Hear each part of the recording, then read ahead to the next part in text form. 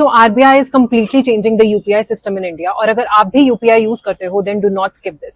So what's happening is digital fraud के cases India में थे अराउंड 500 करोड़ इन 2021, जो बढ़ के हो गए हैं around 20,000 crore in 2025। So RBI has come up with a plan जिसमें उसने 3 मेजर चेंजेस सजेस्ट किए हैं। सबसे पहला और सबसे बड़ा चेंज है कि अगर आप यूपीआई के थ्रू 10,000 से ज्यादा की कोई भी ट्रांजैक्शन करते हो तो वो ट्रांजैक्शन इंस्टेंटली सेटल नहीं होगी, बल्कि 1 घंटे के कूलिंग ऑफ पीरियड के बाद सेटल होगी। सो दैट अगर आपको ट्रांजैक्शन सेटल करने के बाद ये रियलाइज हो कि आपने गलत जगह पेमेंट कर दी है या फिर आपके साथ फ्रॉड हो गया है, तो आप उस 1 घंटे के अंदर उस पेमेंट को रोक सकते हो। Second one is senior citizen के लिए उन्होंने एक एक्स्ट्रा सेफ्टी नेट दिया है। इसके थ्रू सीनियर सिटीजन अपने बैंक अकाउंट में एक ट्रस्टेड नॉमिनी को ऐड कर सकते हैं। तो अगर वो कोई भी 50,000 से ज्यादा की ट्रांजैक्शन करना चाहते हैं तो nominee has to approve that transaction first. Third one is अगर आपके अकाउंट से कॉन्टिन्यूसली पैसे डेबिट हो रहे हैं, मतलब यू रियलाइज कि आपके साथ कोई फ्रॉड हो रहा है और आपके पैसे कॉन्टिन्यूसली डिडक्ट हो रहे हैं, then you can immediately stop your bank account. मतलब एक स्विच ऑफ बटन दिया जाएगा जिसके थ्रू आप अपने बैंक अकाउंट, अपने यूपीआई को इमीडिएटली स्टॉप कर सकते हो।